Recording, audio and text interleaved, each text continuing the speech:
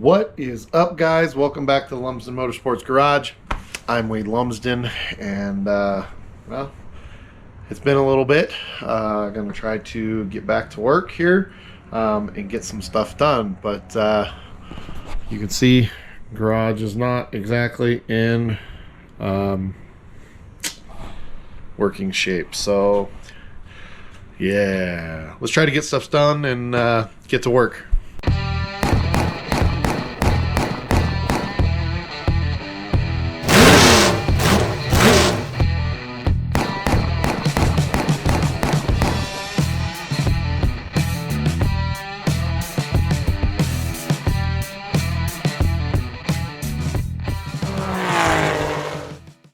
Alrighty, guys, welcome back to the channel. I know I've been out for a while, so I apologize about that, but it's time to well, try to make some type of headway. As you can tell, the garage is a disaster zone still. Got lots of projects and stuff going on inside the house, trying to get ready for my first kid to show up.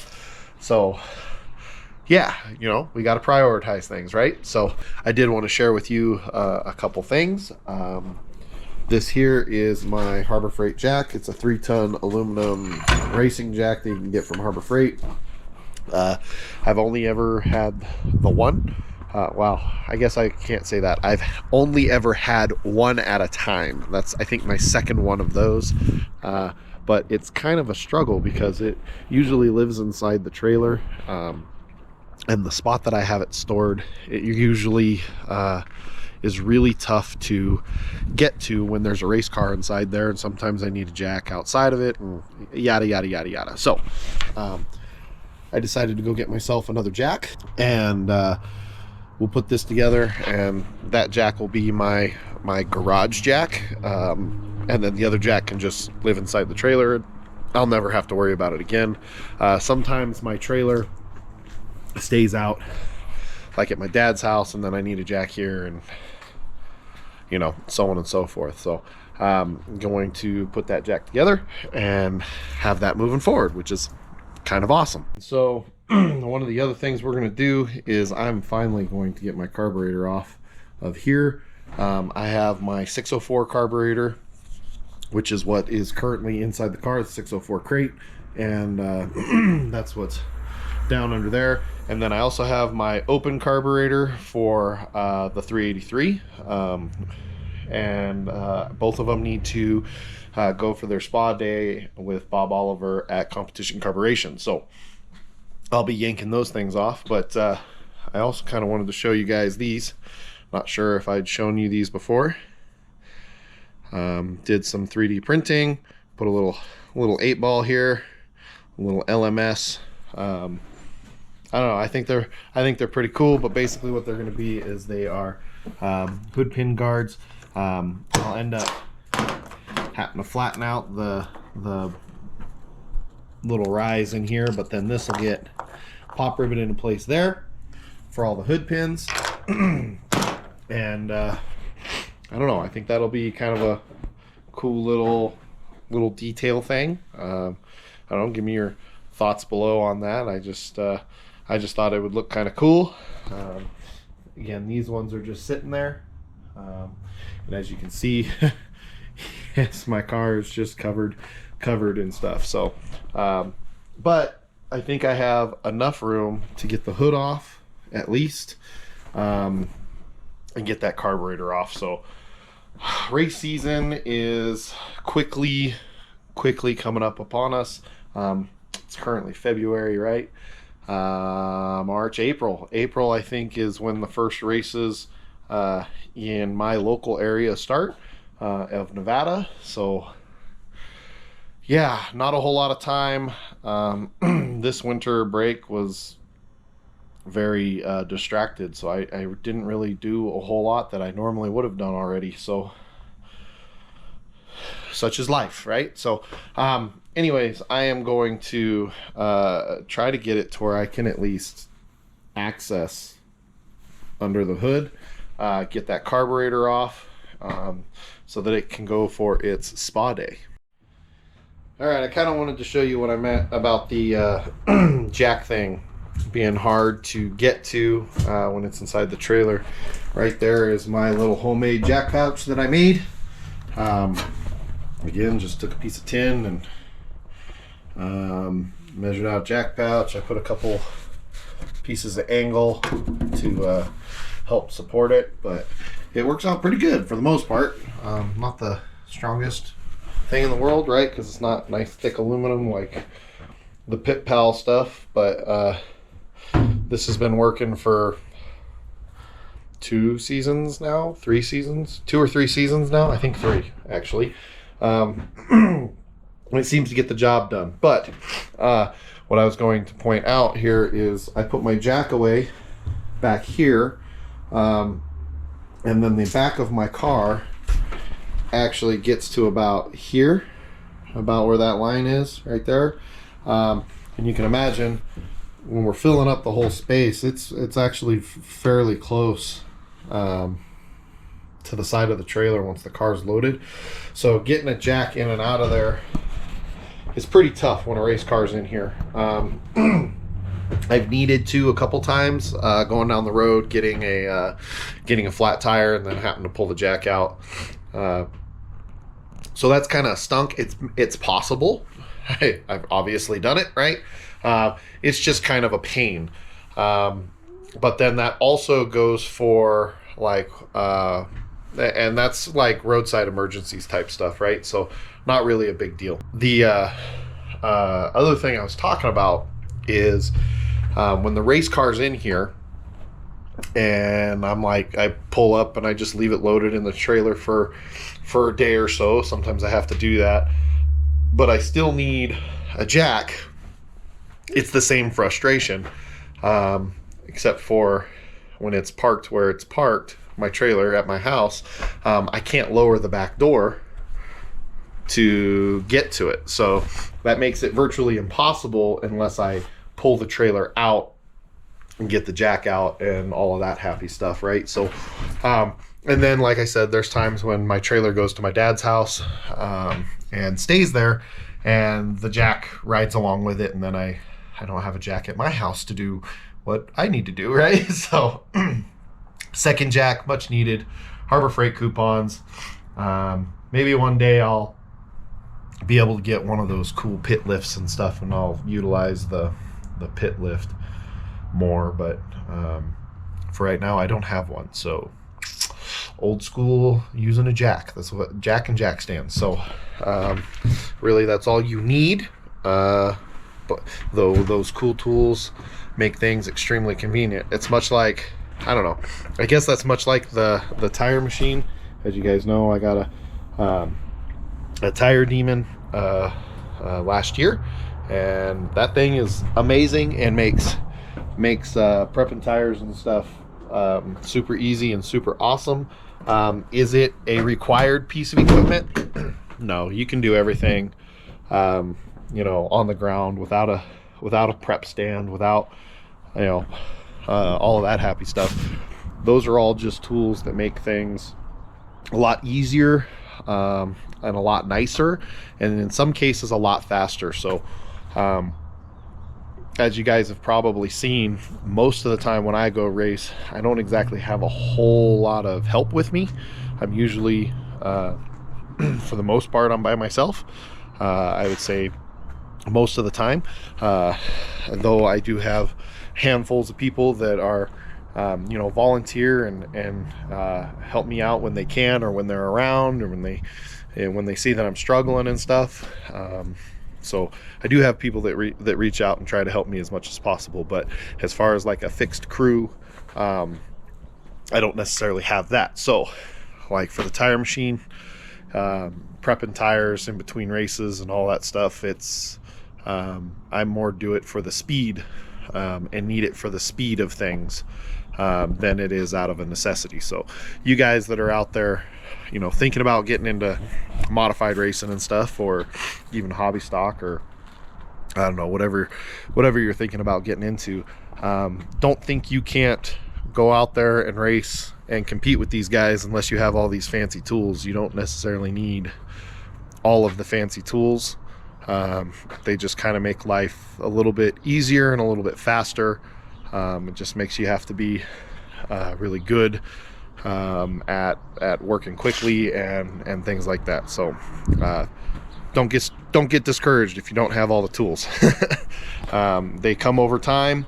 Everything that I have, I've been doing this for since I was a teenager, actually since before I was a teenager, and gathering up all of my tools and my parts and all that stuff. So don't get discouraged if you don't have everything that you absolutely need right now. Just work on the basics and get that stuff going for yourself. But anyways, that's my, I don't know, welcome to my TED Talk, or thanks for coming to my TED Talk. I don't know, whatever.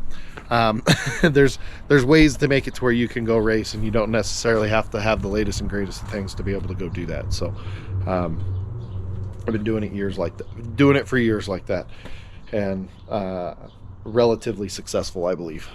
If I were to give you my own opinion about my own race career, I've been relatively successful, and not having all of the Gucci stuff, right? So don't get discouraged. Anyways, back to it. Like I said, I am going to pull a carburetor out of there. The 383's carburetor is actually inside the trailer. I brought it as a spare when I went to Vegas last for the Duel in the Desert, and there it has stayed. So that'll be popped out, and I'll take them both in for their spa day, Competition Carburation, and yeah, we'll go from there. Hopefully I can get all the craziness at my house done and over with, so that I can get the furniture and mirrors and all of the stuff that not necessarily should be in the garage out of the garage to give me room to actually work on a race car. Hopefully that happens soon. I don't know. But yeah, so I'm gonna get to work. That is really my only goal for the day, is to get that carburetor off, get them both boxed up, and then hopefully tomorrow, because it is Sunday right now, tomorrow when he's open, I will try to stop by either before I go to work or after I get off work, and get those things dropped off before the season starts. So yeah, let's get to work.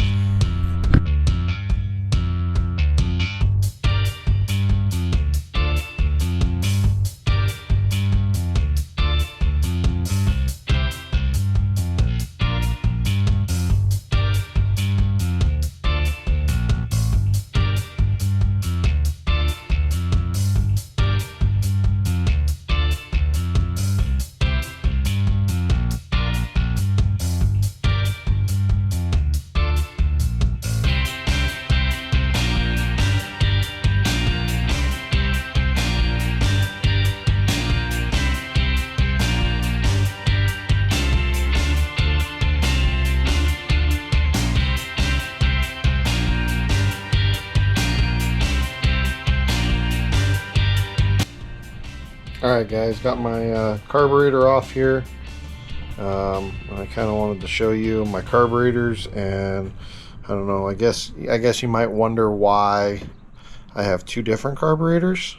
And when I say I have my crate carburetor and then I have my open motor carburetor, so this is what we got.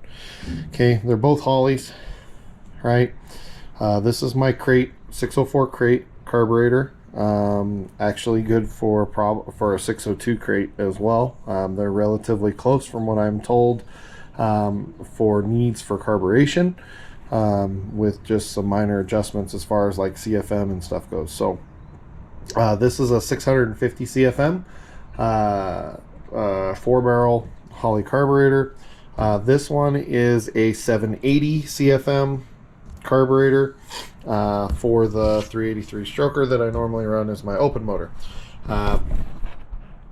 You guys might kind of be wondering why two different sizes, modified engine, whatever. So I guess there's a general rule of thumb for your carburetor size and the CFM required. You basically take your engine displacement and you multiply that by, I believe it is your maximum RPM, and then you divide it by 3, 4, 5, 6, so 3,456, and that'll give you the targeted perfect CFM range that you'd like to do. So for a good example, for the targeted RPMs that I run my 383 at, I think when you do the math, it comes out to like 792 or something like that. And like I said, this is a 780 CFM carburetor, but after Bob does all of his wonderful flow magic and all that stuff, he usually manages to get it to flow just a little bit better, somewhere in like the just over the 800 mark. So this is like perfect for my 383, right? Same thing with the 650 carburetor.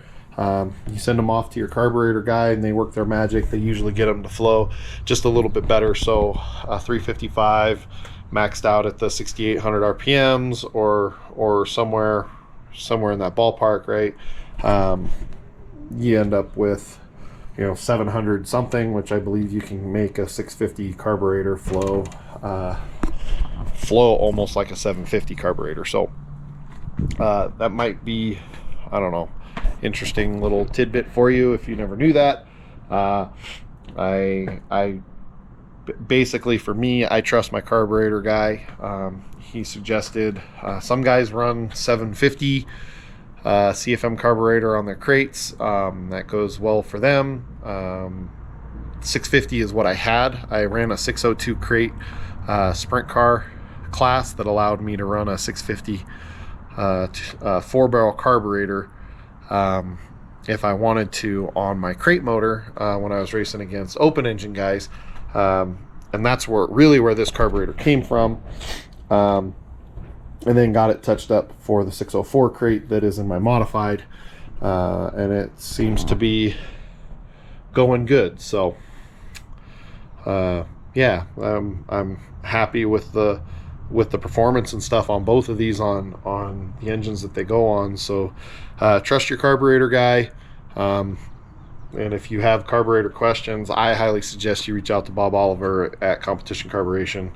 He is not a sponsor of mine, but he's always done phenomenal work for me, and I've always been happy with his stuff. So I suggest him. So now I'm going to take these, I'm going to box them up.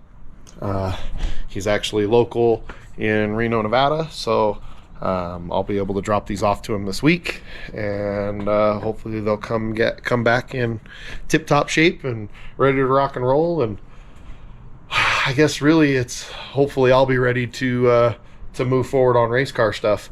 All right, so that's going to be it for this video, guys.